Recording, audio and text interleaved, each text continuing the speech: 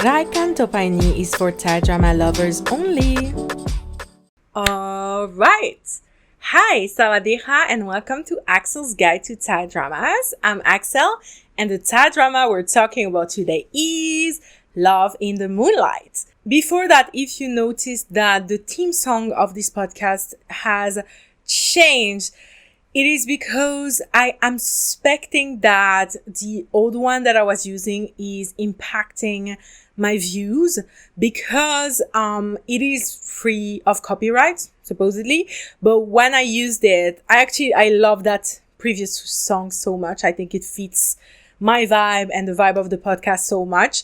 But unfortunately, I don't think it's super free of copyright because it still gets the video copyright stricken without any issues. So it doesn't keep the videos from being shown. It doesn't have really any impact, yet I still have that copyright strike on the video. It doesn't have any impact on my channel, but I suspect it does on the video because I suspect it does not show my videos almost to anyone. And that's why my views have been atrocious on this podcast, and that's saying something because my views on this channel have always been very, very low, and this channel in general has always been so set up by YouTube. Like literally a lot of my biggest videos on here only have 1,000 or 2,000 views simply, and these views were obtained in the first 24 hours of release, because after that YouTube will cut every view of my video. It will stop showing my videos to literally everyone. So literally I hate this channel so bad because YouTube hates this channel. Like literally it's been setting up my videos for years, and it is in big part why I stopped making longer videos, content that necessitated a lot of research and a lot of editing, because I actually hate editing. I thought that maybe having this content, which is still long and I still put a lot of effort in, but doesn't necessitate that much editing, would help. But I think it's still been set up, and the views has been the worst views I've ever had on this channel. And it's to say that it hasn't been affecting me would be a lie. So I am trying to see if this time, if I change the theme song of that podcast, the views will be a little bit better before I completely give up on this project because no one is watching it. So we'll see. That was a little bit too long. So let's get onto the show.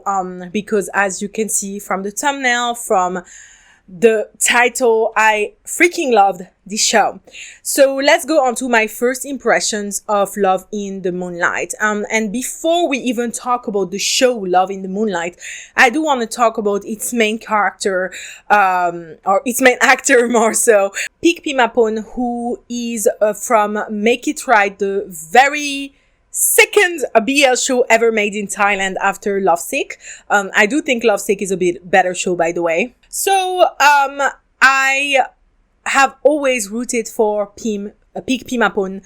He's been one of the very few Thai actors that I have secretly rooted for years and years and years. Because I think he's a very good actor. I'm glad that he never gave up on acting. Even though like the general public has never really, especially the international audiences, have completely forgotten about Peak until this show. Peak has been in a lot of shows. I remember he was in a show with Min Pirawich called Hook, which I watched so many years ago. He was also in the movie Von the Movie, or Her, with Saint Supapong, Min Pirawich again. And there was was it the fourth guy? I'm not so sure. And the girl, I forgot her name. I'm so sorry, but I do like that actress as well. And so I have always rooted for Peak. I think he's actually a very solid actor. And, I always thought he deserved better. Also, Peak was in a show called Never Eat Alone, I believe, with, Z Prak, where I low-key was shipping them, and I was actually really into that pairing, and I really liked the idea of the show because Peak's character always wore yellow and Z's character always wore blue, and they were sort of soulmates, and it was really cute, and they played it as a romance, but let's be for real. Okay, that shit was gay as fuck. Okay. And I wish they would have committed. This was a little bit before Z started being paired with Nanu.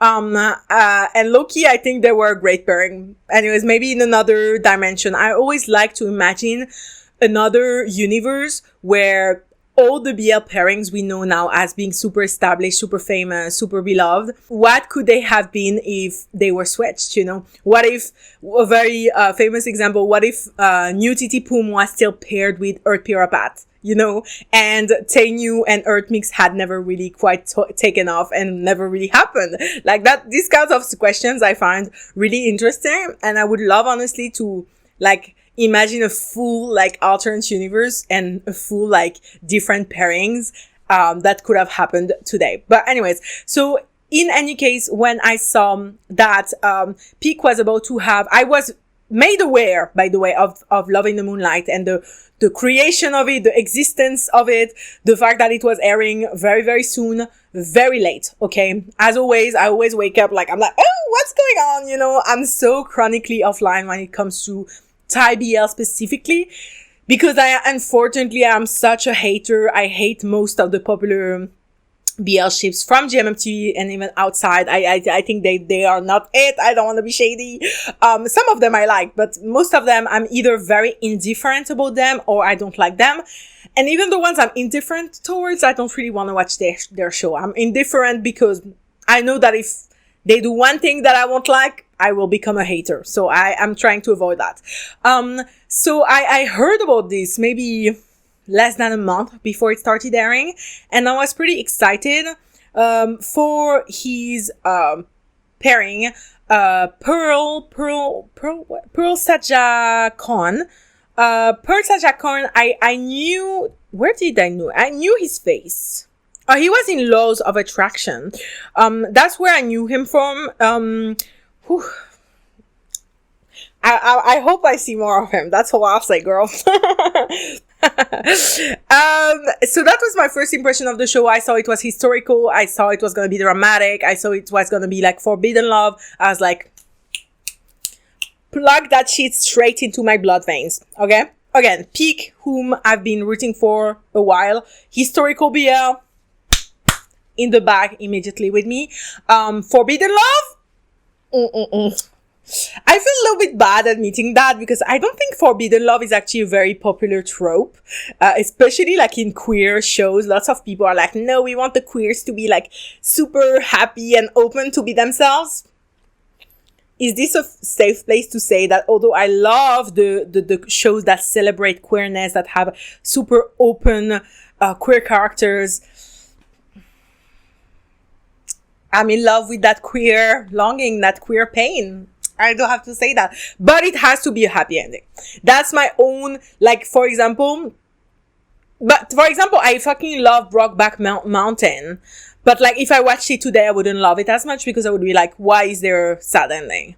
But I love that shit. I love the queer longing. I love they can't be together. The, like, societal expectation.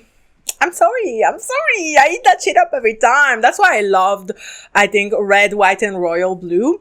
Even though that show, like, I know lots of people love that movie. A lot of people are very about that movie. And by the way, Pearl Peak, the ship from Love in the Moonlight, did a Red, I don't know how the title of that show anymore. Red, White, and Royal Blue cosplay for Halloween. And I was freaking out. I was like, they're so perfect for that. Anyways, I love that shit. Oh, by the way, spoiler, I'm already kind of a Pearl Peak shipper now. But I really, really loved Red, White, and Royal Blue because it has that, like, we can't be together, but they do end up together, and it's happy ending. So that's my shit. Like the forbidden love stories, the forbidden romances, actually, even in straight shows, if they're forbidden, I like it too. But like in queer shows, I'm like, that shit hits so much. Like it builds immediately so much anticipation and so much stakes in a relationship that I just love it so much. I love it. It's one of my favorite tropes, and I know it's an unpopular opinion, and I don't think that many people care for that trope, but I care and I love it. Okay, let's go on to the synopsis. I've been yapping for too long. So the synopsis of the show is a little bit simple but also complicated. So we have Sankeo, who is a prince what I find, a side note before we started the synopsis, actually, I find it interesting because I feel like, due to the fact that, Thailand is still a monarchy to this day, although it's not a ruling monarchy and it does have some semblance of democracy. I'll stop there. This ain't not me. And yes, I mentioned not me. We are not protesting. I'm a foreigner here. I don't want to be kicked out of Thailand, to be honest. So I'll shut my mouth. I'm sorry. Probably. So anyways, because Thailand is a monarchy, all of the shows that deal with monarchy, which there's been 3 shows airing at the same time dealing with monarchy, very different themes of that, but, it's been Love in the Moonlight, I'm the Most Beautiful Count, episode coming very soon for that one. And That Summer, also episode coming very, very soon. And all 3 shows are about princes and monarchy and historical stuff. And all 3 shows invented a side country outside of Thailand. So in Love in the Moonlight, you have Thailand, you have the side country of Nanta, and in Nanta you have the city of Chaseng, which is ruled by Sankheo's family. And that city got annexed by who? By which country? By which country? France, of course. Of course, we're to be found everywhere. And honestly, I was gagged in that first episode when they showed that Chaseng got annexed by France for like 50 years. I know that's a fictional country, but low-key, they clocked our tea. And honestly, you know, as a half French, half Lebanese, I always say, I'm the colonizer, that's my French side, and also the colonized, I'm the Lebanese side. Because if you don't know, Lebanese was under French mandate for like over 60 years, which was not full colonization, but very imperialistic. And that's why lots of Lebanese people speak French, and that's why my mom never taught me Lebanese, and I still cannot speak Arabic to this day. So thanks, Mom. And thanks, France, for colonizing Lebanon or putting it under mandate. But all of that to say, I was laughing my ass off. When they clocked our tea like this, they were like, yeah, Chaseng got annexed by France. I was like, okay, this is a fictional story, a fictional country. And yet they brought us up. They brought us French people in the conversation. I was like, you know what? I respect that. You all clocked our tea. Because if you don't know, France did indeed try to colonize Thailand, but did not succeed. And then for I'm the Most Beautiful Count, also they created another country. I don't think there's Thailand at all exists in that universe. Or at least it's not mentioned. There's the country of Sanya, Prate Sanya. So it's the country of Sanya, which also, again, because they don't want to insult the monarchy of the real country of Thailand. So they invent another country. And then in That Summer, you also have Thailand, the real country, and then a fake fictional country of Ananta, which was very, very confusing because, again, Love in the Moonlight, the fictional country next to Thailand is Nanta. And in That Summer, that country is Ananta. And it's supposed to be 2 different countries in 2 different universes, and they're both fake. And then the spread is Sanya. Sanya is easier because it's on its own and they don't mention Thailand. So it's a little bit easier. But anyways, all of that to say that they have to find some workarounds in Thai dramas to speak about monarchy, due to the fact that Thailand is still a monarchy. So it's quite interesting to see how they do these workarounds. So to go back to the synopsis. But I think this was interesting for me to state. This is a sort of cultural difference, if you will. So you have the country of Thailand, you have the country of Nanta, and the city of Chaseng. So the city of Chaseng was ruled by the Prince Kampha, who is Sankheo's father. But because of the complicated nature of the fact that Chaseng used to be part of Nanta, but then become annexed by the French and became its own city, after 50 years, the decree that it was annexed by the French was gonna expire. At first, Nanta was led by someone super pro-monarchy and was super okay with letting the prince family of Prince Kampha live okay and be okay, which is funny, by the way, because I also think this show quite defends the monarchy and is more on the side of monarchy than it is on the side of the people by making Kalong the... Well, we're gonna get to that. So then Nanta is taken over by Kalong, who is a general of the army. Again, this also mirrors Thailand's real political history, where the military has had such a high impact on the politics. For me, that really reminded me of that, where we have this General Kalong who is completely against the monarchy and basically says once Shaseng comes back to be part of Nanta, the country of Nanta, we're gonna fuck you up. Basically, that's what he says to Prince Kampha. He says, the monarchy, everyone with the royalty, we're gonna seize all of your assets. We're gonna kill you guys. So you have 3 months to prepare. So Prince Kampha decides what's the best option to do that? To move to Thailand. He cannot do that super stealthily and keep all of his assets. So what he decides is to marry his son, Prince Sankeo, to a Thai woman. The Thai woman in question is Pin or Pinanong. Pinanong is the daughter of Bodin and Wat, who are Shitiat's parents. We're going to talk about them in the characters section. Okay. And Pin, is kind of forced into this marriage, but she's actually happy because she remembers Sankeo from when they were kids and she always liked him. Pin has a big brother. Actually, he's her cousin, but he's basically her brother. In both of their hearts, they consider each other family. It's Sassin, played by Pearl Sajakon. And spoiler alert, Sankeo and Sassin are gonna fall in love. This was a simple, actually, I think I did a really bad job in that synopsis. I'm really sorry. There's a lot, and this is what goes with Lacorns. Lacorns, again, we have Thai series, Siri, and we have Lacon, or Lacon Nam Now. These are 2 different types. However, these types are merging into each other. So for the longest time, there wasn't series. There was just Lacorns. But in the past, about 10 to 15 years, there's been a merging of the genres. Because before, Lacorns used to have so many episodes, air about 3 to 4 times a week. But this show is definitely much more of a Lacorn, okay? It has all the tropes, an important family, enemies trying to take them down, lots of drama. This is definitely Lacorn, and show is very much in the same category as another very beloved BL Lacorn, also historical, To Sir With Love, which is also a show I really, really love, and I really want to rewatch it. I need to rewatch it soon because watching Love in the Moonlight reminded me of To Sir With Love, and I want to rewatch it. Even though, spoiler alert, I preferred Love in the Moonlight. But maybe I did prefer To Sir With Love's ending, actually. Well, we'll talk about it.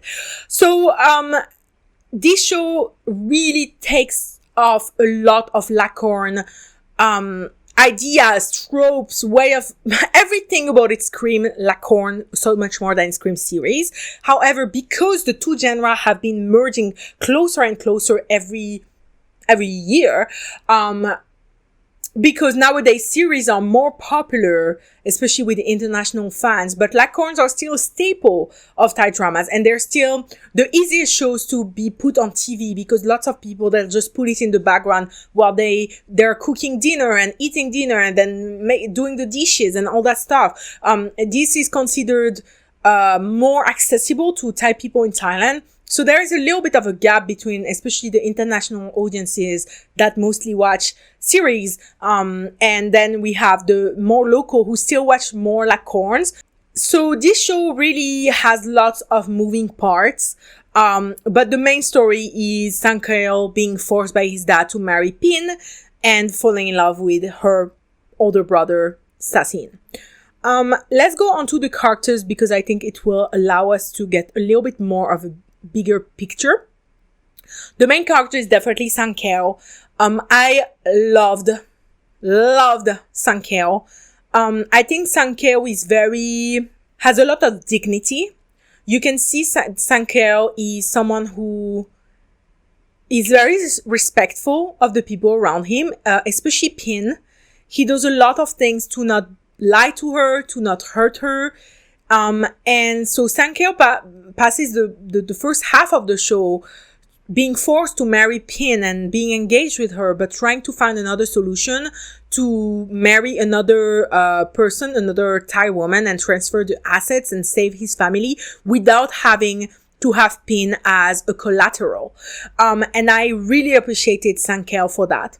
I think Sankeo is strong-headed, actually knows who he is very strongly, but has been beaten down by the conditions of his family, by the pressure that he alone must save his entire family and lineage.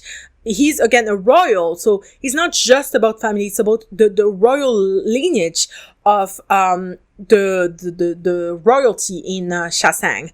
I think Sankeo was a really great character. Very withdrawn emotionally. You can see that he's someone who is not himself most of the time, but when he is himself, he's not afraid to push back after his dad. Love that. He's not afraid to be honest, to be himself. I think he's a great main character. Really solid main character. I could relate to him. I could understand him. I could see myself be him. And ultimately, I think that's the role of a main character is feeling like, oh, I totally understand everything he's doing right now. And there was not a moment in the show where I felt like I didn't understand Sankeo, even though towards the end I was like, just run away with Sassin way before he had to marry Pin. But, well, his dad really tried to keep him back. And then we have Sassin. Sassin love Sassin. Sassin, very different than Sankeo. Sankeo, you can see the burden on him. You can see he's very drawn emotionally. Sassin is very much an open book. He's playful. He's a musician. He doesn't really have a close bond with Bodin and Wat, who are Pin's parents. He's, though, very, very close to Pin, and really cares for her, really loves her. And he actually spends the first few episodes of the show trying to test Sankeo to see if he's good enough for his sister. Sassin, I think, is a very honest character. He's a little bit of an idealist, and I also could really relate to him. It's interesting because I think I am both Sankeo and Sassin at moments in the day, in my life. And I think that's the case for a lot of the viewers, where we relate to both these characters in different ways. And Sassin was for me a really good love interest because, again, there's some cheating and some hurt involved with the character of Pin. They are betraying Pin, and yet the love and their love blooming for me felt very natural. I love the way that this actor, we're going to talk about the acting, the actor of Sassin, Pearl, portrayed falling in love with Sankeo. I thought it was so well done. I could feel it in my heart. Love Sassin. I really do. I love both Sankeo and Sassin so much. And that's ultimately for me why the show is so successful. Compared to a lot of other shows, I feel nowadays, BL, there's so many BL shows, right? It's hard to find two main characters, the main couple of the show, to be really strong and really relatable, and you really want to root for them because there's so much competitions in the shows. And here I really felt like, oh damn, like I love them so much and protect them at all costs. Then we have Pin. Pin is a little bit of a complicated character. I found her very interesting. To be honest, although I do love a good queer forbidden story and I love the pain and the drama, I've always, since I was a little girl, I became an LGBTQ plus ally very, very young, like at 13 or 12 years old. Spoiler, I was queer myself, but I always despised how women in male queer storylines are almost always used as collateral damage. And I've always hated how the women are almost never considered in these shows. There's so many movies and shows focusing on two gay men having an affair behind one of their girlfriends or wives' back. And then it almost always happens the same way, where the wife will be shocked and she will cry. And that's basically her role. Her role is to be the scorned woman who's not even scorned, but just she cries and then she accepts it, and she oftentimes become an ally, or even just isn't shown ever again in the movie or show. And I think sometimes it's also my bigger issue with BL. As much as I adore the fact that nowadays Thailand really is the only country on earth that produces that much queer content, queer media about queer love stories, even though lots of BL shows are very withdrawn from like real queer issues. But some of them also do tackle them very well, and I do think this one is one of them. I kind of sometimes hate how much BL has allowed the Thai entertainment industry to completely push women out and treat them as complete side characters. That's why I was so excited to see that GL was getting a lot more hype and a lot more shows being produced. And nowadays GL actresses are also huge actresses in Thailand, and I'm super happy to see that, because as a woman, as a very strong feminist, the older I get, every year I get more and more I was going to say radical, but I am not a rat femme. Let me be clear on that. Trans people belong in feminist spaces, okay? But I get more and more pushed back and kind of annoyed by overtly male-focused content. And you're going to tell me, but this is queer content, so it shouldn't be the same. Of course, I prefer queer male content to straight male content, obviously, all day, every day. However, for me, I love queer stories that include all the genders and that include women in them, because the truth of the matter is women are the biggest support to queer people. It is straight men that are the biggest enemy of queer people everywhere, no matter the gender of these queer people, whether they're cis or trans. We know that women and straight women have been the biggest allies of queer people for decades. Okay. And so I kind of hate when they're completely excluded of the conversation. And I've also noticed that GL shows tend to include a lot more male characters than BL shows include female characters. I don't know if you've noticed that. Maybe I'm speaking out of my ass, but I do want to talk about that, because as a woman, I'm starting, the older I get, the more I want female focused stories. And if not female focused, I would like women to be considered. So for me, the character of Pin, I was a little bit scared for at the beginning. Actually, I really liked her at the beginning. Then as a character, I didn't like her anymore that much towards the end. She really pissed me off, and I think she pissed off a lot of people. But I really respected where they went with the character of Pin, because at least they didn't make her a full victim that didn't do anything about it. I disagree with the direction that she chose to go as a revenge, and I think she ended up hurting herself a lot more than she could have done. But I also like that they didn't make Pin just discover that Sankeo and Sassin are having an affair behind her back, and her cry, she did cry a lot, which is justified, to be honest. If I discovered that as well, I would be so fucking sad. But I like that they made her kind of a scorned woman, and that she became a little bit unlikable for a bit, and I like that. I'm not sure I loved, we'll talk about it in the writing, her ending. I think her ending is quite sad. It's quite pushing her to not even just the background, but even more than that. And I'm kind of sad about that. But I did like Pin. I thought at first she was very lovable. She's very bright and very cheerful and super, a little bit naive and very loving, and very much like a perfect woman, very cute, very like perfect in so many ways. But I like that in a really awful situation that I think we can all empathize with. Like if my brother, I don't have a brother, but if my brother started fucking my fiance behind my back, girl, I would be a scorned woman as well. Let's just say that. So for me, Pin was an interesting character. I'm a little bit sad with the direction they chose to go to at the very end of the show, but anyways. And then we have Prince Kampha. Prince Kampha, you guys have heard me complain about toxic parents in BL and GL and Thai dramas in general. I think Prince Kamfa is my least favorite parent in any Thai drama I've ever seen. When I say I hate that motherfucker, oh my god, I hate him. Just thinking about him, I'm having like a war flashback. I just hate him.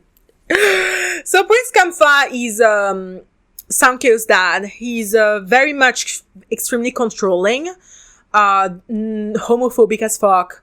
Blamed his son for his wife's death, so Sankyo's mom's death. He doesn't take any accountability, and then sometimes he'll cry and talk to his dead wife and be like, what did I do? Why is my son a queer? Oh my god, I hate that. And I'm like, bitch, I know it's another time, it's the 60s and they were a homophobic girl. I want to punch that motherfucker so bad. Oh my god. He is violent against Sankyo. He is an emotional terrorist. He's just the worst parent I've ever seen in a Thai drama. And I've seen a lot of shitty ass parents. Let me be clear on that. You can see on my face right now that just talking about him for the past 2 minutes has drained the life out of me. And watching this show with him in it, he did add a lot of drama. I'll say that. I've hated him. There were times I had to pause the show and scream in my fucking pillow because I was so pissed off. Okay.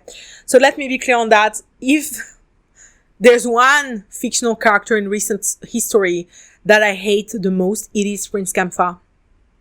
I swear. Whew. Let me calm down. Then we have Kalong. Kalong is the general who took over Nanta, who is trying to annex Kalong. Honestly, kind of a boring character. I thought they could have done more with him. I think because there was Kalong, and then we're gonna get to another character, the uncle. Where's the uncle? Now I'm really realizing there's too many characters. There's too many people in this show. Oh my god. Intra. Huh? Intra? No, it's Intanong, no? Intanong is the... Okay, let's talk about Intanong because he's linked with Kalong. So Intanong is... or Intra is the... but I think he was Intranong, no? I forgot his name. He's the little brother of Prince Kamfa. He was... Honestly, I think this actor did really well at being infuriating. But... Oh my god. Is this a safe place to say that low-key his pathetic aura kinda did it for me? Oh my god, don't judge me. Don't look at me right now. Oh my god. Loki. Oh my god. So that brother basically has been shunned out of the family for a long time. He's always gambling. He's always in debt. He's really like the black swan of the family, if you will. And he tries to convince at first Prince Kamfa to transfer his assets to Thailand through his wife, but Kamfa doesn't trust him, and he's right to not trust him because he knows that as soon as he'll transfer the assets to Intra's wife, well, they will keep the assets and then they will be in ruin. Like, so he doesn't trust his brother. So his brother goes to work with Kalong to try and get the assets of his brother. And Intra is... So Kalong is a little bit boring because they gave all the pathetic aura and the personality to Intra. Intra is very over the top, very pathetic, full loser. But the actor is pretty good looking. So low-key, I was kind of like, I would pity fuck that man. Okay, cut that off.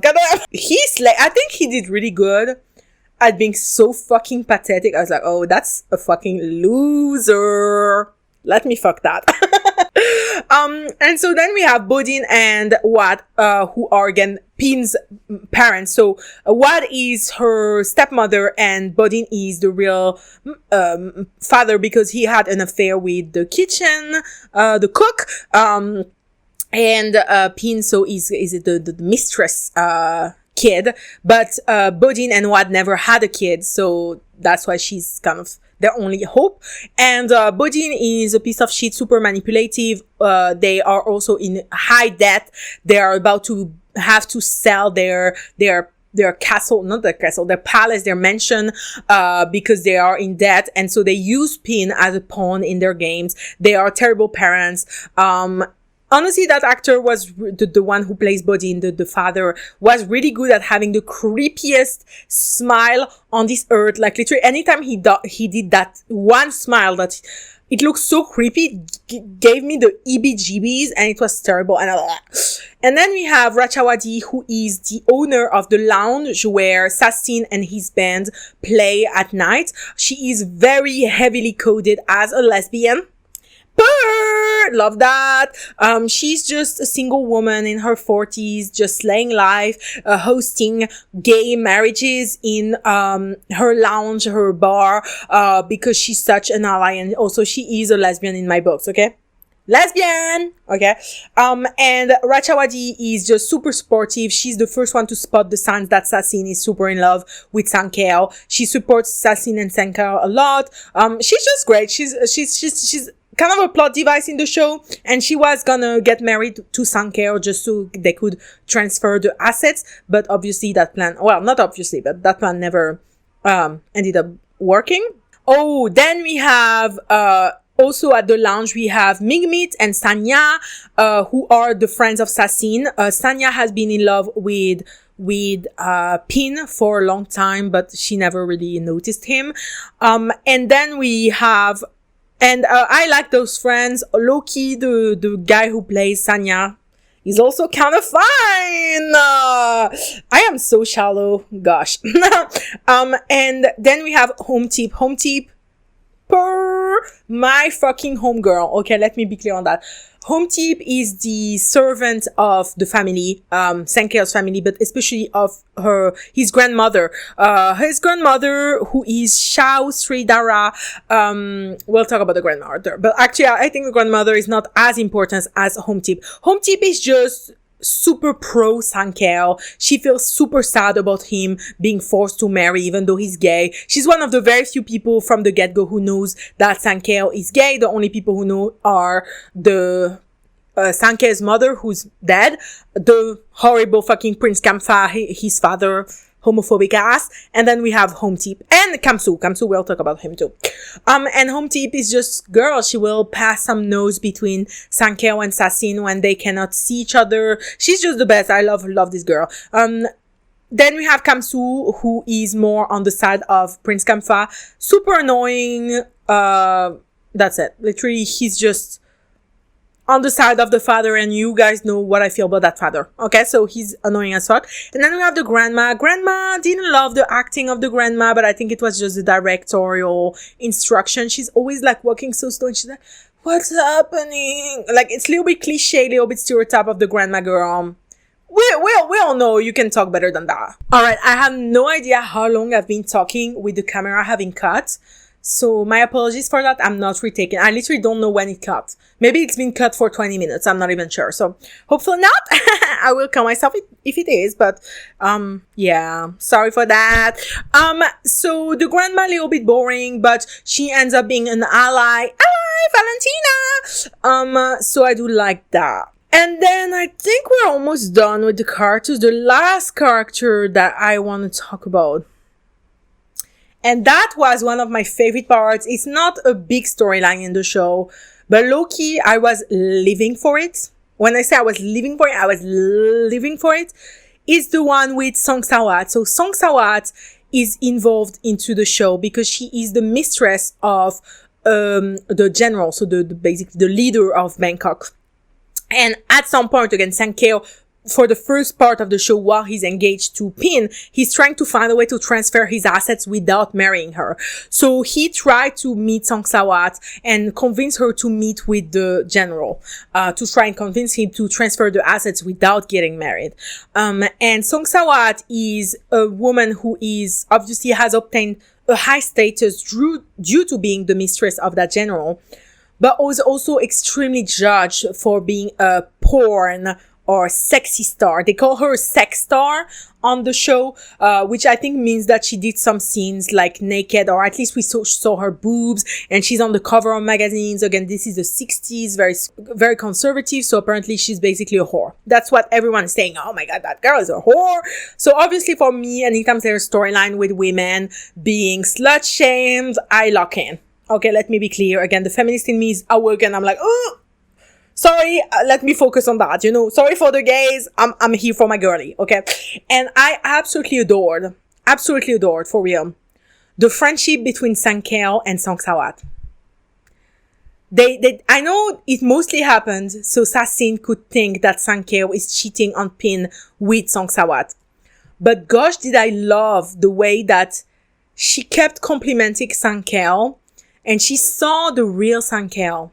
That no one in that palace, the palace of Pin's family, and no one, even like his dad, could see, I love that unlikely friendship between the queer boy and the shunned sexual woman. Love that shit. Absolutely love that shit. Honestly, low-key, I would watch a whole show with just these two characters. Like, I loved it. I'm kind of sad we didn't really hear about her anymore towards the end of the show, but a lot was going on. Love it. Love it. Absolutely loved it. So, as you can see, we have a lot of characters. That's super Lacorn coded, okay? Nowadays, I feel like the series have maybe maximum 10 characters that are important to the plot. And Lacorns always have at least 12. Here we are at 15, okay? That are very important to the plot. So, these were the characters. Now, let's go on to the cast and acting. I thought the cast was really good. Whoever thought to pick Pimapon, Pearl Sajakon, and then we also have Pert Virin Sara, who plays Pin. Together, I think this trio was very successful. They had lots of chemistry before Sankeo and Sassin were dating. I also, by the way, Pert Virin Sara was in Why Are You? She is Zoe in Why Are You? I remember her. It was quite, again, as a very OG who has been watching Thai dramas for so long, I was kind of happy to see her get a main role, a more challenging role, and low-key, I feel like she should do GL. Calling it now. If she does GL next year or in 2 years, you can go back to this video, okay? And tell me that I was right. So I really love these three. I thought they really carried the show. The actor who plays Prince Kamfa, as much as I despise this character, did a great job. The actors who did all the other side actors, some of them I thought overplayed a little bit, like Bodine and Wad, or the grandma, and the uncle, Intra, who is very pathetic, aura, all that. It's very overplayed, and again, this is so Lacorn coded, like a TV show, a series would not do that, and this is again where you see that this is a Lacorn, even though it is not as long as usual Lacorns. It was only 12 episodes, and it only aired twice a week. My unpopular opinion is that they should have aired only one episode a week to make the show last longer. But also it would have been torture for me to wait 1 week in between each episode, because I ate that show up so bad. So honestly, everyone did their job. Obviously, there was some overacting, but I think most of the main actors, the main characters that we're supposed to empathize with, they all did a great job, especially the main three. So I would really say that this was really good cast and really good acting. I thought maybe the only one lacking a little bit in acting was maybe Pearl, when he had a lot of emotional scenes. He did it right in certain scenes. In others, I felt like he was a little bit emotionally withdrawn from it. But also, I believe he has never been in a main role before, right? Right. So I think that was the first time that he really got to prove like his acting chops.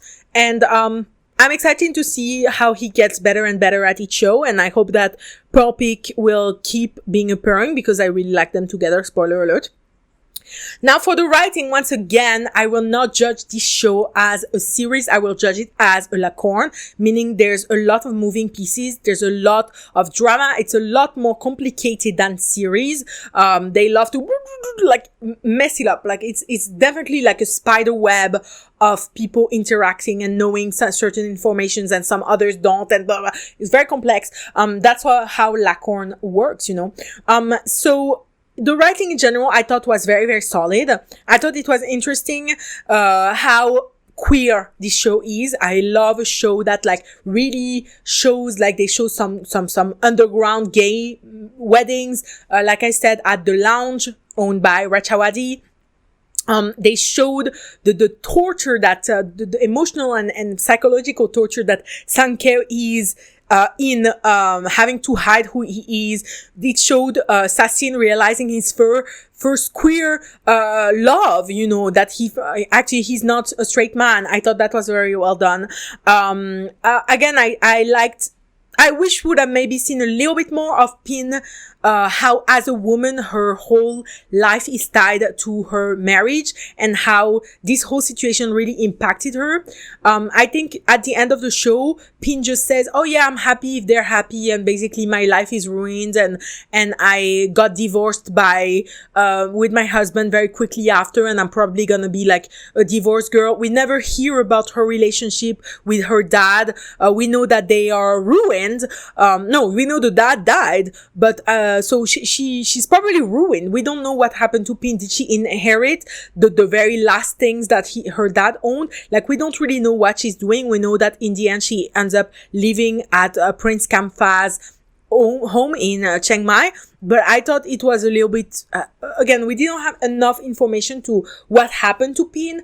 Is her life over? Did she end up with Pisanya or someone else? Like, what happened to her? I wish we would have developed Pin just a little bit more, because again, we know that this is a gay story, a BL, so she's not the main character. She's the secondary main character, but she's on the poster in one of the biggest one. Okay, she's as big on the poster as Sankeo and Sassin, and I thought it was a little bit, again, anchored in some remnants of sexism, that she's the only main character on that poster, that we don't really get a good ending for. We don't really get any type of information of her life. We just know that she's content with her life, even though she lost a man that she really loved, that she got betrayed by her big brother, that she's now kind of a fallen woman because Sankeo supposedly divorced her.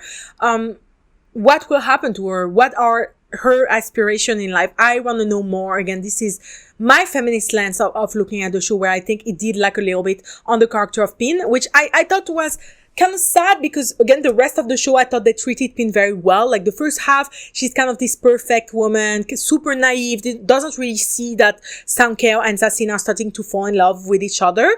But then the second half, she's more scorned. She's being silly. She's being hurtful. And I understood her too. I thought she was very relatable in that moment. Which person would react perfectly after hearing this kind of news, you know? So in general, I really felt like they kind of dropped the ball in the very last two, or especially last episode, where I just wish they should have shown us just one scene of Pin finding love again, or finding her reason to live, because she's kind of purposeless at the end of the show, and that's kind of sad. And she lost her dad. We didn't see her grieve her dad, even though her dad was a piece of shit, all of that.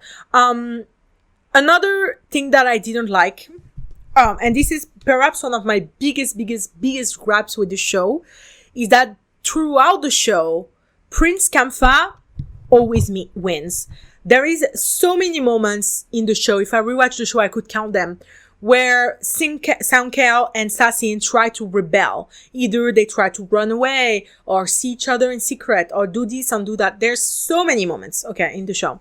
And every single time, even though Prince Kamfa might not win immediately, for example, when Sankeo and Sassin went to that island on the boat, he didn't find them right away, so they had the time to have some sex, okay, and to fall in love and admit their feelings to each other.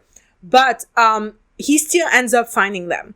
And in the end, what I really hated was when Sankeo finally runs away with Sassin during his wedding, and they get into an accident. Prince Kamfa is ready and willing to kill his son in that accident, okay? He doesn't give a fuck. And when that scene happened and the episodes end on that, it's a cliffhanger, and I was so annoyed. Honestly, I lost a little bit of my love for the show, because I was like, why does this bitch keep winning? okay, he's rich and he has a lot of men working for him, and Kamsu is always reporting everything that Sankeo is doing to him. But I thought it would be more interesting if for once maybe it was Kalong or it was the uncle Intra coming to fuck it up. But anytime something happened, it was always Prince. Even when Intorn was involved, Kamfa would stop Intorn and win the game, that game in particular. And I thought that was kind of annoying, because then it feels like, what are we even doing if Kamfa is always succeeding and Kamfa is always having his way with his son? And I really hated the scene after that's a car accident where Sassin is bleeding, they are beating him up, and Samkea finally admits, okay, I'll go back and get married with Pin and sign the fucking... And I was like, that's kind of forced, because up until now, we've seen Prince Kamfa win so many times before. Why does he have to win again and again and again? I thought it was a little bit unrealistic. And I also thought that after that, Sankeo could have run away for easily, and I understand that he thought it was too late and he kind of gave up on everything. And honestly, if I had such a fucking piece of shit dad that stopped me from being myself and being with the one I loved so many times, I also honestly would give up at some point and become kind of unemotional, like a robot, like Sankeo became towards the end of the show. But I honestly, it was one of my least favorite thing. I would just wish, honestly, until that car accident scene, I think Kamfa always winning against Sassin and Sankeo was okay. But that scene was it really annoyed me. And I just wish there had been a little bit more of a plot twist, a little bit more of interest. Because at this point, it's like watching a hamster of a rat or a mouse trying to run away from its cage and always being caught by the tail and put back in the cage. And after the fourth or fifth or sixth time, it became a little bit boring, So I think that for me, that was the biggest flaw of the writing. Apart from that, I thought just the ending was maybe a little bit anticlimactic, because I liked that Sassin and Sankeo kind of ran away and had their little house and they made their life for themselves. And I did like, even though again, it is my least favorite trope of a toxic parent having a redemption out of nowhere, where Kamfa finally accepts Sassin and then they take some family pictures together. I actually like that ending scene. I wish we would have seen more of what led to that. Again, that's my biggest issues, and is that Thai dramas, they always, I feel, run out of time to wrap up things the best way they should. And so it always ends up a little bit forced. And that's would be my biggest criticism of Thai dramas in general, and this drama in particular also, where I was like, okay, I actually love the picture taking of the family pictures at the end. I thought it's not as iconic, in my opinion, as To Sir With Love's ending scene with the whole family holding hands and looking at a rainbow. That was the gay shit ever, and I loved it. But I still like that, but I just wanted more. I wanted to see what led to that. So yeah, in general, I think I was left a little bit on my hunger with the ending, where I was like, we don't know what happened for real to Pin, and I want her to be happy. I want a happy ending for her too. And we don't really, I don't know, it felt a little bit rushed towards the end. And honestly, I wish they would have had 13 episodes or 14 episodes for this drama, because I thought that they could have benefited for a little bit more screen time to kind of wrap everything a little bit nicer. But overall, I thought the writing was very, very solid. I think the show was super good at pulling emotions out of the viewers, because there's a lot of really good characters that you really are rooting for. And then there's also a lot of characters that are so fucking frustrating and annoying. And that combo makes for such a good Lacorn. I also think the stake of the show are really high, because again, this is the survival of the whole family of Sankeo. So you understand more why he's being pulled in all these directions. I thought the love story between Sankeo and Sassin was so well done. One of the best love stories in BL in my recent memory, where I felt like, oh, okay, I understand totally why they're in love, and I can see why they're such a good match together. And for me, this is one of the best BL pairings I've seen in a while, and I love Sankeo and Sassin so much. I thought they made so much sense, and And nowadays I feel again there's so many BLs that a lot of the BL shows is like, yeah, they're in love. Okay, but show me why they would make an exceptional match. Show me that they are truly super in love with each other, almost like soulmate-like. And I feel like this show did it, and a lot of BL shows nowadays don't really do that. And that's why I have difficulties really caring for the pairings in BL shows nowadays. Although, again, this year was with a lot of really good shows, so I can't complain much with the shows this year. But in general, I feel like this show did so well with the writing of its love story. Then we have the cinematography. So this is a Lacorne, so lots of the same backgrounds, but again, it benefits from the fact that this is a historical show, so a lot of the backgrounds are vintage looking and cool looking and more interesting than modern Thai series that we see and all have the same backgrounds because they take place in the same time in the same place. And a lot of them are always filmed in the same apartment buildings and in the same universities and in the same places and locations. Like there's so many locations in Thai dramas you can see in that BL and then that GL and then that Thai drama over the course of years and years. But here it was all new locations. I believe maybe some locations actually were in To Sir With Love as well. I'm not so sure, but I do think the house did look weirdly familiar to me. Maybe it was the same. In general, I thought the cinematography was not like crazy, but the show again benefits from being an historical show, so it will always look more original, more stand out and better than the modern Lacornes, you know. And I thought that I loved the moonlight, the moon like being such a big part of the show. Yeah, I think the cinematography was pretty good. Again, a little bit basic, no crazy camera shots. But for Lacorne, it was a really beautiful one. Then for the pace of the show, in my opinion, is perfect, honestly. There wasn't one moment where I was bored. I think the pace was never too slow, but was a little bit taking its time at the beginning when it needed to establish the love and the relationships between all those characters. And then towards the end, the pace picks up and then you're like, you feel like breathless. And I kind of love when a show feels like it has pulled you into such a roller coaster. And I think the pace really helped with that feeling, on top of like all the characters knowing each other and having their own purpose and all the drama of the show where there's so much of it, right? Then we have the ships and chemistry.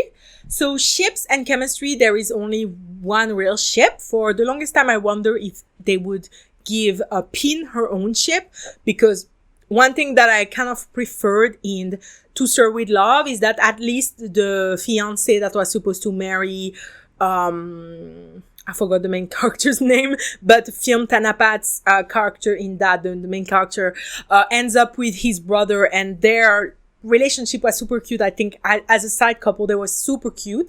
And I think that was a little bit better than here, where Pin kind of ends up alone. Not that I always like a woman being defined by her love story, but again, she's not defined by anything else because we don't see Pin after Sankeo and Sassin end up together and create their life together. And again, that's one of my biggest criticism, where I felt like Pin was just left kind of forgotten about, and I don't love that. But for the ship of Sankeo and Sassin, love them. I think they completed each other. I love the playfulness of Sassin, who at the beginning doesn't know at all that is at stake for Sankeo, so he doesn't take much seriously. Whereas Sankeo is a very deeply serious person. He's being pulled in all these directions that he doesn't want to go. He's being told that he could never be himself, never be happy. Sankeo is a very disturbed person. He's a very sad person. And Sassin is the whole opposite. And somehow they fucking work. Somehow they really balance each other out. And I actually really loved it, because I do love an opposites attract relationship. They're my favorite kind of relationship, because to be honest, it's oftentimes the only kind of relationship in real life that succeed. My parents are super opposites on so many things, and they've been together for like over 30 years. But I really do love the opposites attract, and I love how much chemistry they had. They had such great chemistry, and there's so much at first push and pull, and I was going crazy.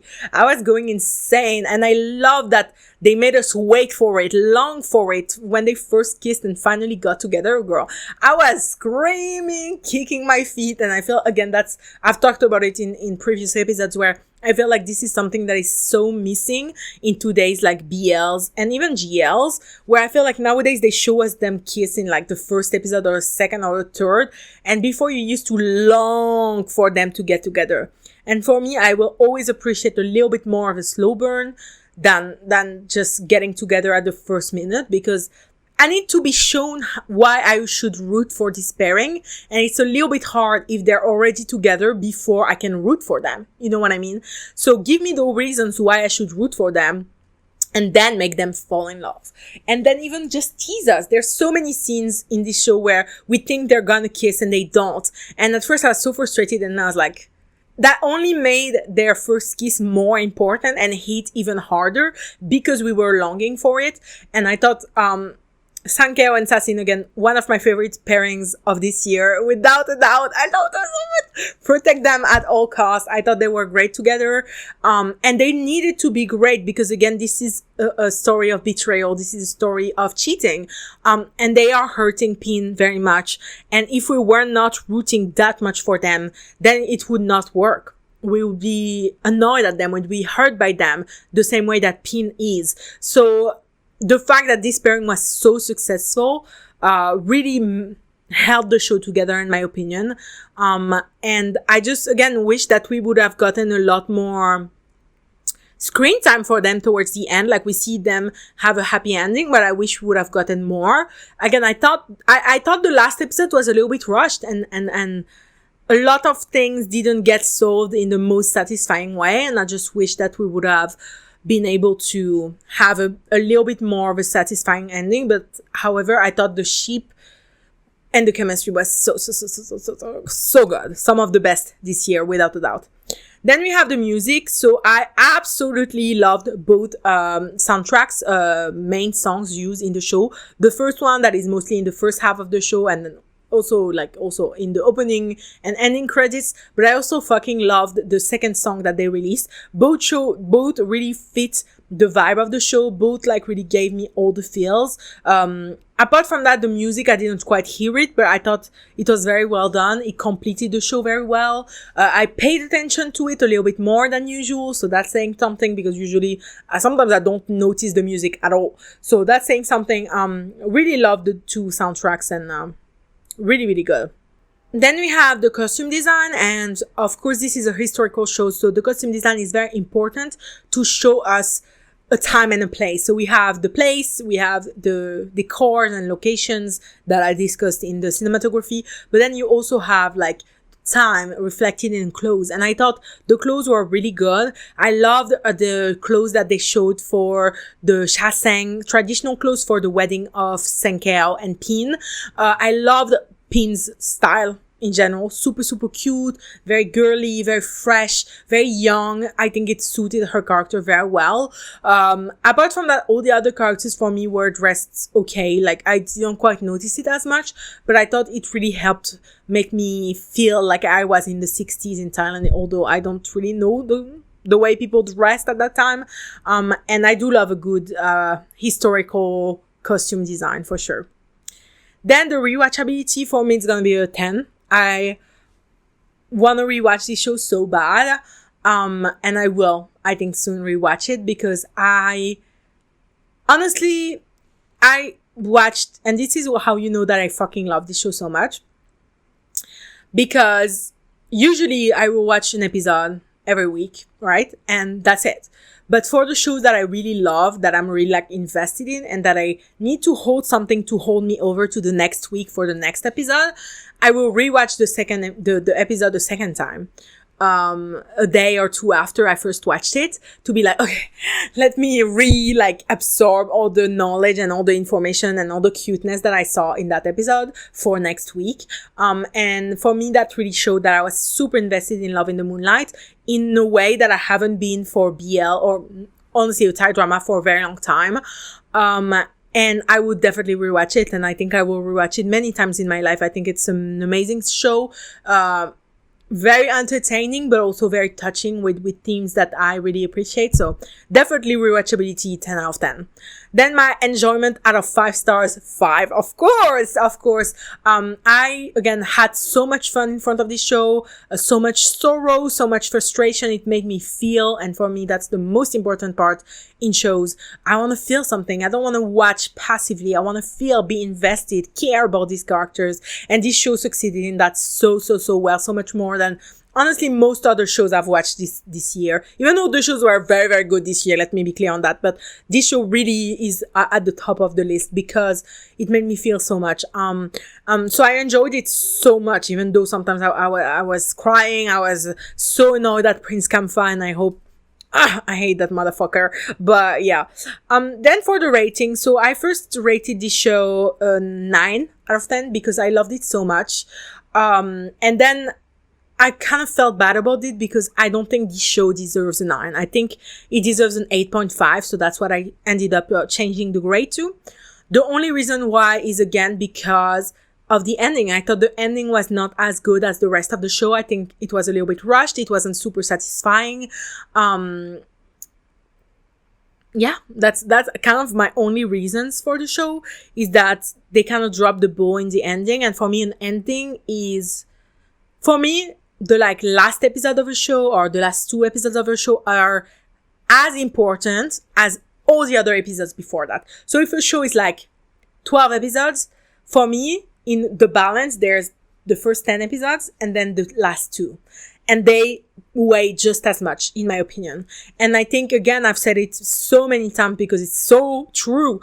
Thai dramas really struggle with endings.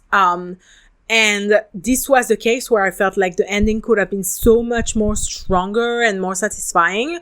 And that's why I couldn't give it a 9, which makes me sad because I was super excited for this to be my number 1 show rated this year. But unfortunately it's not. It's probably my second one, my second favorite show this year though. So still very, very highly rated show.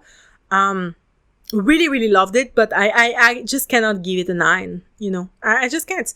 It's not perfect enough writing wise for me to give it a 9, but still a very great show.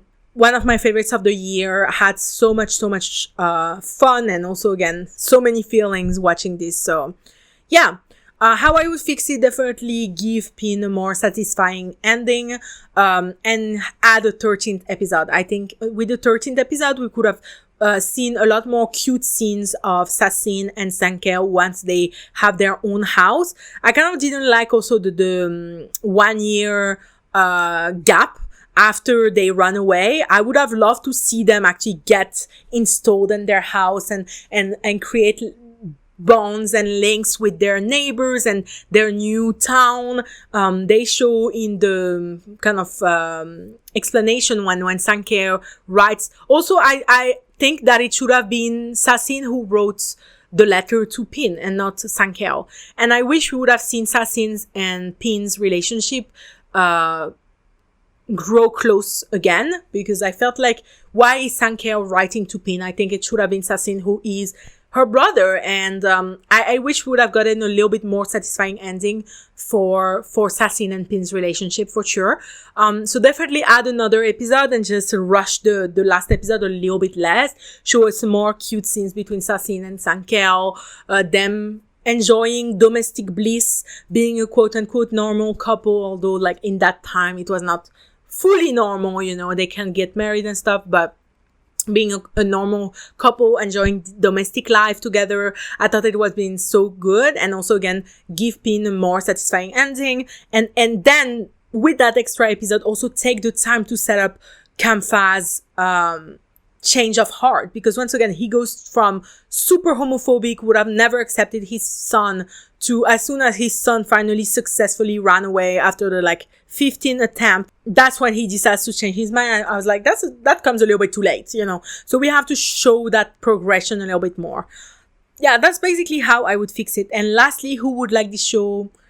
All the gays. No, I'm kidding. I'm not kidding, but all the gays, all the people who love historical shows. If you like Forbidden Love, like me, girl, you're gonna eat that up. I think it was such a beautiful, well-made show, super engaging. Oh, I had so much fun in front of it. Definitely one of my top shows this year, and I genuinely think that everyone would like this show, unless you're homophobic once again. But if you're homophobic, what are you doing on my channel? I don't think you're here. You know what I mean?